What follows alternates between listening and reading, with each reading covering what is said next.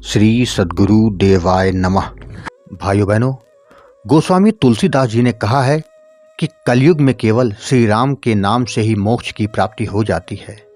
राम नाम की महिमा जपने से ही अपने जीवन के उद्देश्य को साकार किया जा सकता है। जो सच्चे मन से प्रभु का नाम जप लेते हैं, उसके जीवन की नैया हर मझधार से निकलकर शांतिपूर्वक आगे बढ़ने लगती है। नाम की महिमा हर युग में महान रही है। इसके जाप मात्र से ही मनुष्य अपनी मुक्ति का मार्ग प्रशस्त कर सकता है। जो मनुष्य भौतिक सुख सुविधाओं में लीन होकर ईश्वर को भूल जाता है, उसे अंत में पछताना पड़ता है। लोग कहते हैं कि हम नाम जाप करते हैं किंतु हमें कोई चमत्कार नहीं दिखाई दे रहा। तो भाई, आपके भाव और विश्वास की कमी है। उसे दूर करें, फिर चमत्कार ही देखने को मिलेगा।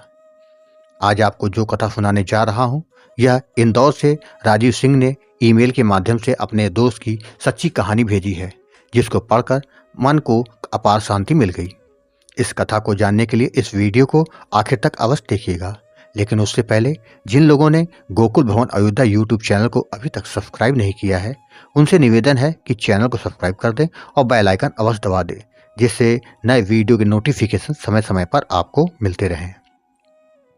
इंदौर निवासी विजय सिंह काफ़ी धार्मिक प्रवृत्ति के व्यक्ति हैं।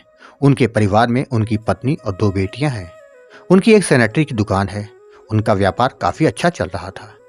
क्योंकि उनकी 2 बेटियां ही थी, तो भविष्य को देखते हुए उन्होंने 1995 में एक 3000 वर्ग फुट जमीन खरीद ली। सोचा, जब लड़कियों की शादी का समय आएगा तब यह जमीन बेच दूंगा तो आराम से दोनों की शादी हो जाएगी।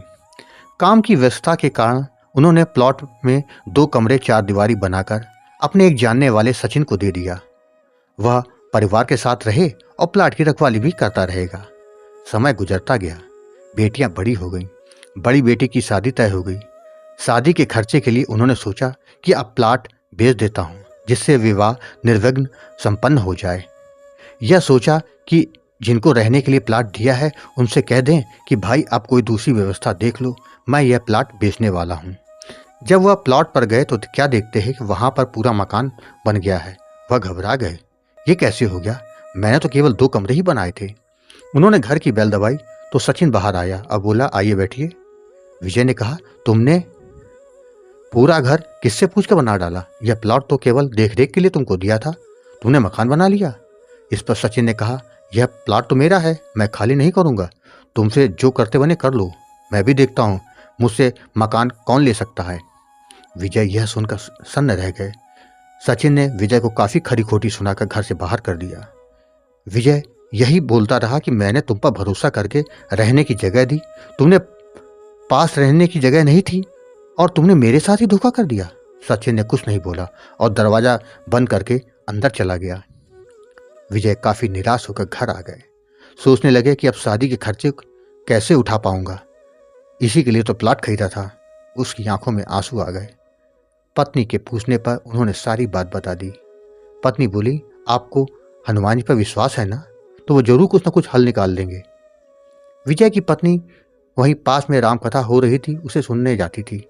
एक दिन राम नाम की महिमा पर कथावाचक बोल रहे थे। वो कह रहे थे, हनुमान जी को राम नाम अति प्रिय है। जो कोई भी राम नाम का जप करता है, हनुमान जी उसका बेड़ा पार कर देते हैं। राम जी को कुछ करना ही नहीं पड़ता, सब कार्य हनुमान जी सिद्ध कर देते हैं। यह सुनकर पत्नी को विश्वास हो गया कि अब राम नाम से ही हमारी नैया पार हो जाएगी। वह घर आ गई और अगले दिन ब्रह्म मुहूर्त में उठ गई और राम नाम का जाप शुरू कर दिया। 7 बजे तक जाप करने के बाद वह उठी और घर के काम में लग गई, किंतु राम नाम की मानसिक जाप लगातार करती रही। करीब 1 माह बाद सचिन को स्वप्न में बड़ा भारी वानर दिखाई दिया। वह कह रहा था, तुमने मेरे भक्त की जमीन पर कब्जा किया है, अगर 3 दिन में अमानत वापस नहीं की तो मैं तुम्हें पटक पटक के मार डालूंगा। सचिन पूरा पसीने से भीग चुका था। वो काफी डर गया। दूसरे दिन वही वानर फिर दिखाई दिया और बोला, 2 दिन में अमानत नहीं लौटाई तो तुम्हारे पूरे परिवार को मार डालूंगा। सचिन अब बहुत ज्यादा घबरा गया। वह जल्दी से उठा और सीधे विजय के घर पर आया और सबकी सारी बात बताकर बोला, आज शाम को मैं अपना सारा सामान लेकर परिवार समेत गांव जा रहा हूं। विजय बहुत खुश हुआ। उसने कहा, मैं मकान बेचकर जो पैसा तुमने लगाया है वह तुमको वापस कर दूंगा। शाम को विजय ने वह मकान अपने कब्जे में ले लिया। विजय की पत्नी बोली, देखा हनुमान जी की कृपा, सब ठीक हो गया। यह राम नाम का ही तो प्रताप है। मैं अब हमेशा राम नाम का जप करूंगी। विजय बोला कि तुम सही कहती हो, मैं भी अब राम नाम का जप किया करूंगा। मकान बेचने के बाद दोनों बेटियों का विवाह कर दिया। यह है राम नाम का चमत्कार। बस सच्चे भाव और विश्वास की जरूरत है। आपको कथा अच्छी लगी हो तो कमेंट बॉक्स में जय श्री राम लिखना मत भूलिएगा। आपसे निवेदन है कि अगर आपके पास भी श्री राम नाम का अनुभव हो तो उसको ईमेल पर भेज सकते हैं, जिस पर वीडियो बनाकर अपने चैनल में प्रस्तुत करूंगा।